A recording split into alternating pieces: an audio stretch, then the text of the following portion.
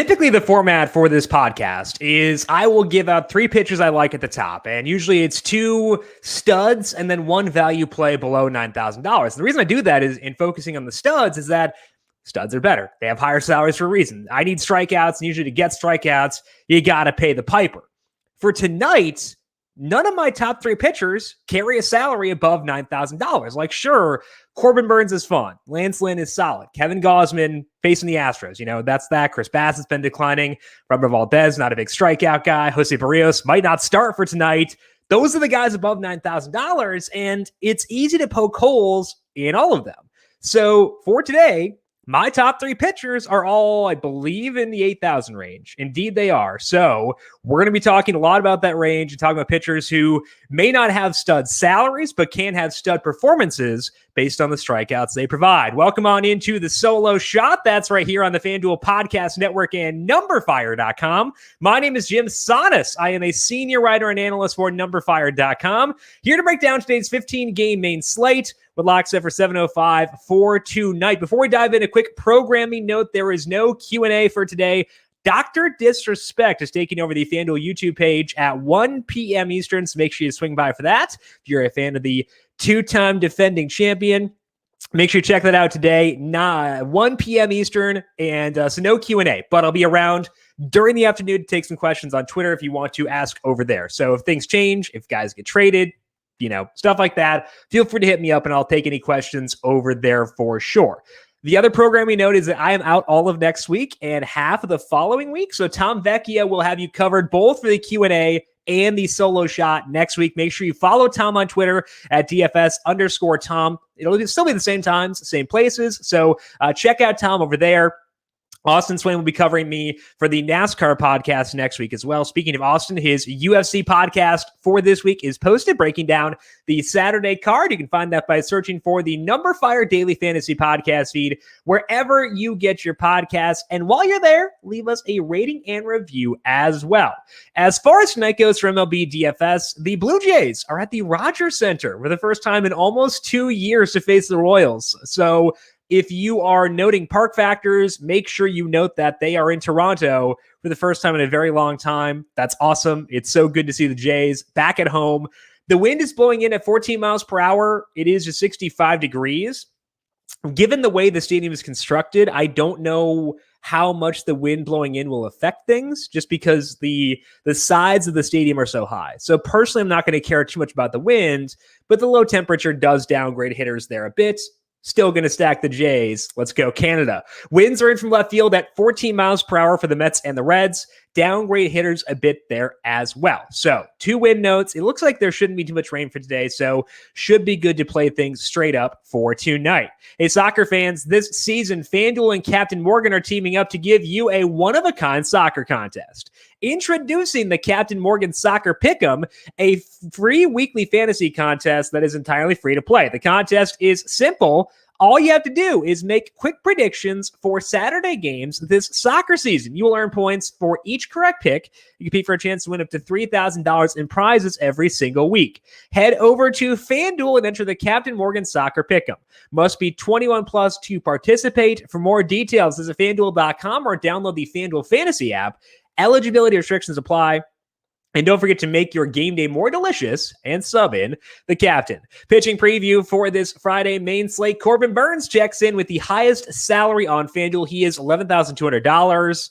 He's fine. I definitely am okay with Burnes. The things we discussed with the Brewers pitching staff yesterday are weighing on my mind because they did piggyback Peralta 2 starts ago, and they'll probably do it to Burnes or Woodruff at some point. So they're going to get dinged every day the rest of the year until the playoffs. Lance Lynn is 10-7. Strikeouts haven't been quite as abundant for Lance Lynn recently. Still been fine. So I think that you can definitely go to Lance Lynn. And among the high salary guys, I might be highest on Lynn for tonight. Kevin Gausman is 10-2. Velocity's been down a bit. His splitter usage went way down last time out. That's concerning to me with Gausman. We have, I missed the salaries. Where did I go? Oh, wrong page. Okay, Chris Bassett is $9,400. Strikeouts down a bit for him. Tough matchup. Framber Valdez is 92. Not a big strikeout guy, facing a team with a bunch of righties. Jose Barrios facing the Cardinals. Good matchup, but he's on the road, and who knows if he'll start tonight. So the key range tonight is the mid-range at $8,000. Patrick Sandoval, Logan Gilbert, Carlos Carrasco, Takey Tuyson, John Gray, Tarek Skubal, and Sonny Gray.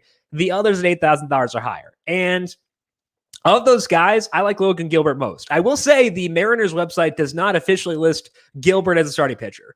They don't have anyone listed, and Gilbert is not listed on Saturday. I have not seen anywhere else that'll be anyone other than Gilbert, so I'm assuming it will be him.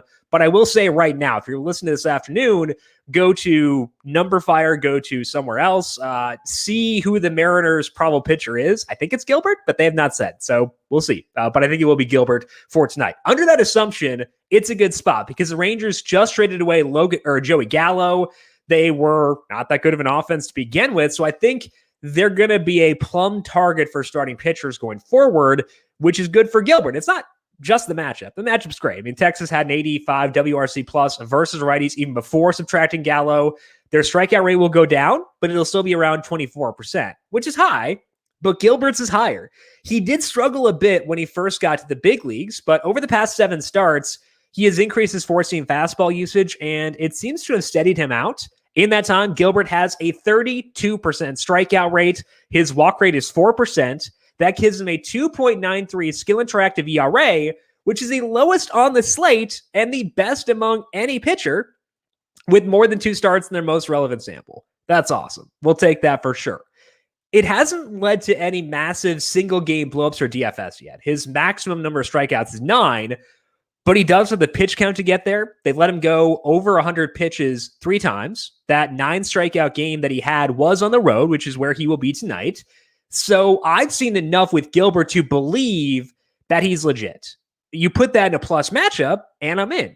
Gilbert, even on a 15-game slate, I think is very deserving. And assuming he is a starter, I will have him at the top of my list for tonight. He's tremendous. Matchup very good.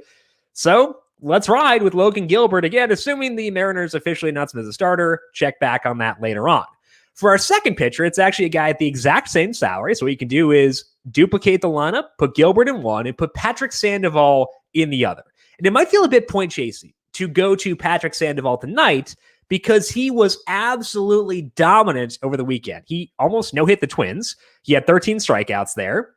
He's facing the A's tonight. They just added Starling Marte, who is very skilled against lefties. I am still on board with Sandoval at $8,800. And part of it is that Sandoval's explosion, to me, was not a fluke. It was predictable. I used him on that slate because there were a lot of things saying, hey, this guy's getting strikeouts. He's been on the ascent for a bit. He has been leaning more on his slider over his past 5 starts, and it's a good pitch, and it gives him a second pitch that he has that generates a lot of whiffs, his changeup being the other. The whiff rate on his slider is 40% according to Baseball Savant. The whiff rate on his changeup is 54%. And not shockingly, having 2 disgusting pitches has led to a ton of strikeouts. Who knew? Strange world. His strikeout rate in that time is 32%. That ranks second on the slate behind just Gilbert. He's letting up hard contact just 27% of the time. Sandoval does walk a few too many guys, but that's kind of the one flaw we've got here. This is very much, not a matchup-based play. I'm hesitant to use lefties against the A's, especially with Marte in the fold now, but I just think that Sandoval is legit, and I want to be high on him for tonight. So he's my number 2 behind just Gilbert. The advantage that Sandoval has is he's at home, but the matchup being as good as it is for Gilbert sways me and puts Gilbert comfortably first, Sandoval comfortably second for me. For the third slot, I will go Takey Tuyson. You can make a strong case for Corbin Burns, other side here.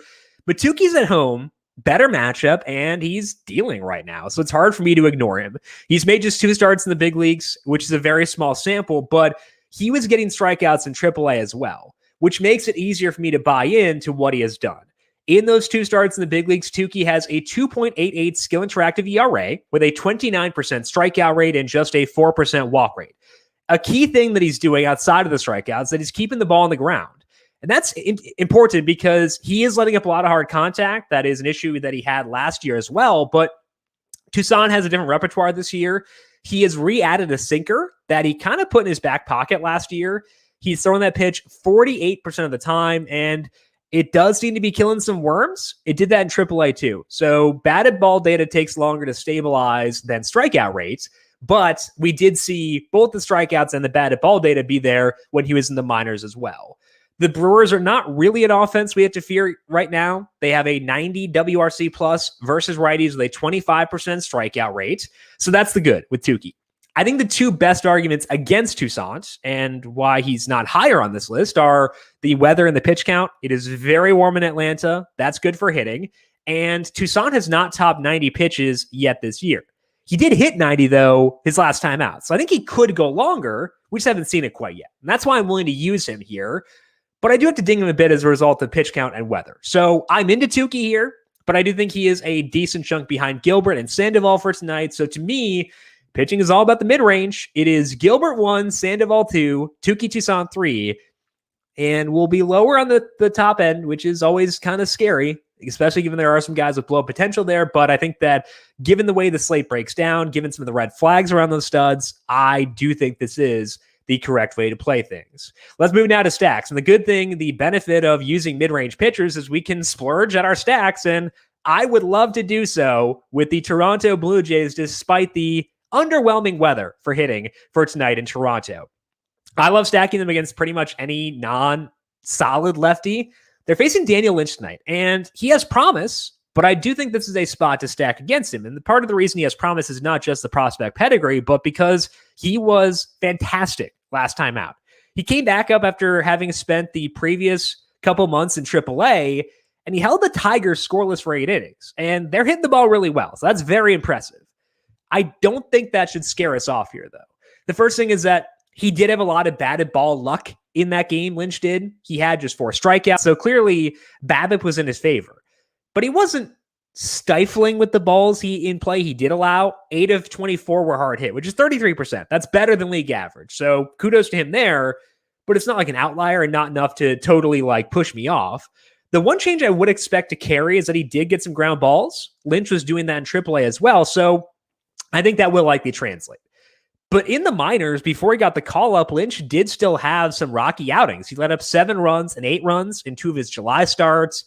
It's possible he has figured everything out because he's got lots of talent, so I would not be shocked. I just haven't seen enough to believe that yet, even with last week's start going so well. I will adjust that if he does well again here, given how tough the matchup is. But for tonight, give me the Jays stacks. Once again, we are happy to be back in Canada with the Blue Jays. The guy who gets the biggest bump against a lefty is Teoscar Hernandez. His ISO against them is 356. That's about 200 points higher than it is against righties. And his strikeout rate is just 19%. So I think Teoscar is a focal point for tonight, and I would love to be aggressive with him.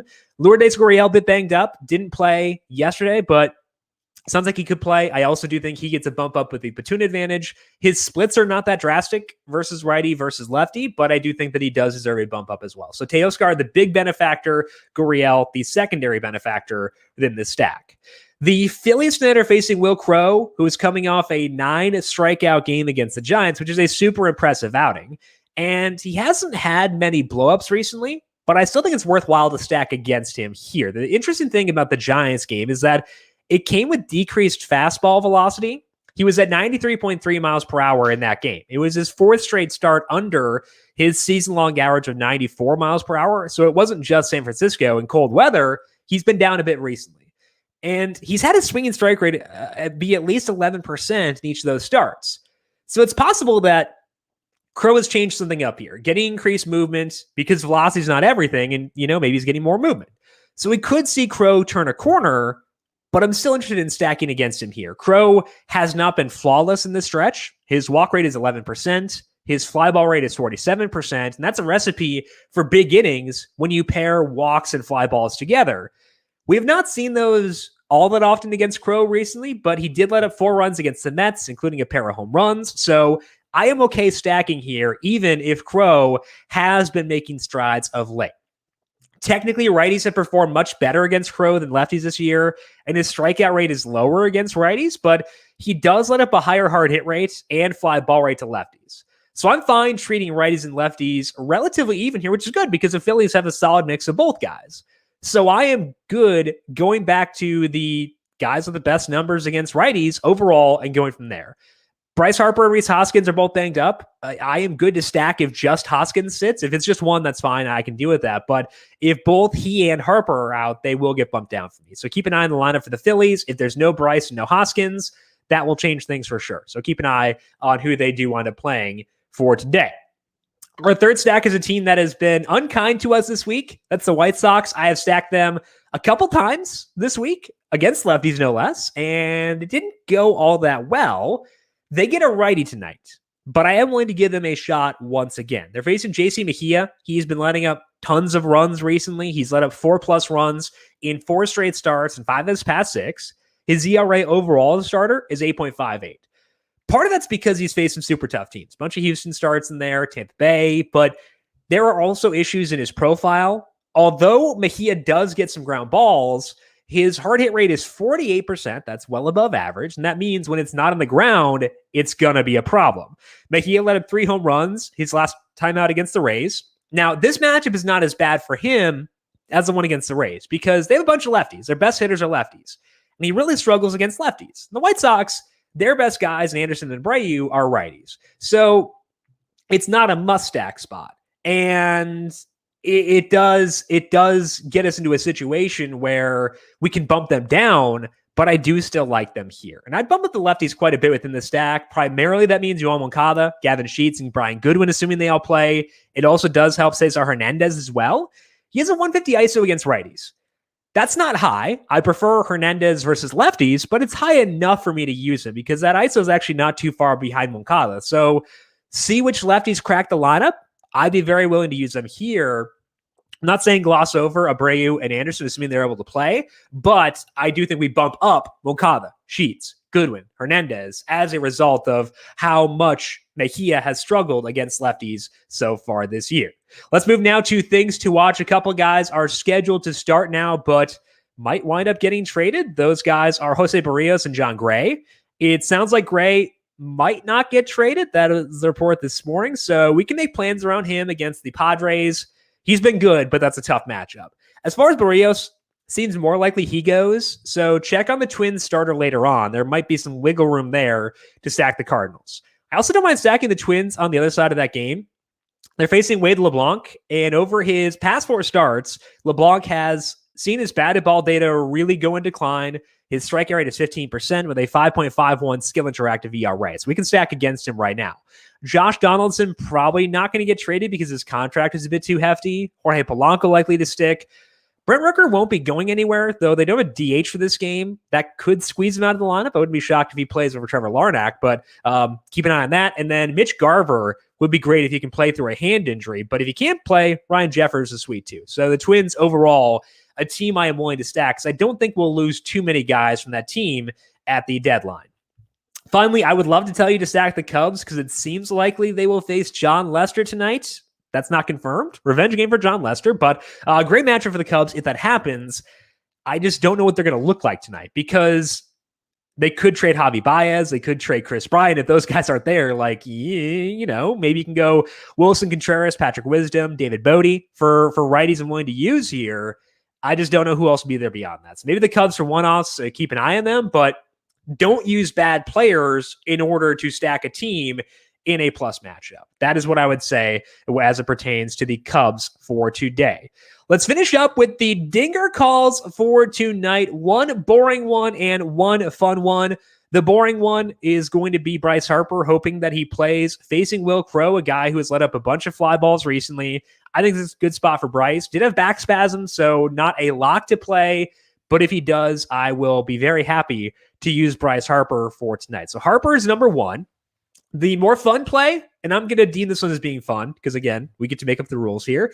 Because I'm glossing over Vladimir Guerrero Jr., because I'm glossing over George Springer, Marcus Semien, Bo Bichette, I'm okay putting Teoscar Hernandez in the fun tier. Teoscar Hernandez, disgusting against lefties. So Might be cheating to put him in the fun tier as opposed to the boring tier, but again, it's Friday. I don't care. We're gonna have some fun. So the home run calls for today: Bryce Harper and Teoscar Hernandez. That is all that we have here for today. Once again, a reminder: make sure you follow Tom Vecchio on Twitter at DFS_Tom. He'll be filling in for me next week, both for the solo shot and the Q&A. Also, a reminder, no Q&A today because Dr. Disrespect taking over the FanDuel YouTube page at 1 p.m. That will be a blast to watch. While I'm watching, feel free to hit me up with questions on Twitter at Jim Sannes, JimSannes, if you have any questions about tonight's DFS slate as things change due to the trade deadline. Also, make sure you follow the FanDuel Podcast Network at FanDuel Podcast. Big thank you to everyone for tuning in for today. Enjoy the trade deadline. Hopefully things go well for your teams, and hopefully things go well for you tonight in DFS. We'll talk to you once again in almost 2 weeks. Be fun. We'll talk to you later. This has been the solo shot right here on the FanDuel Podcast Network.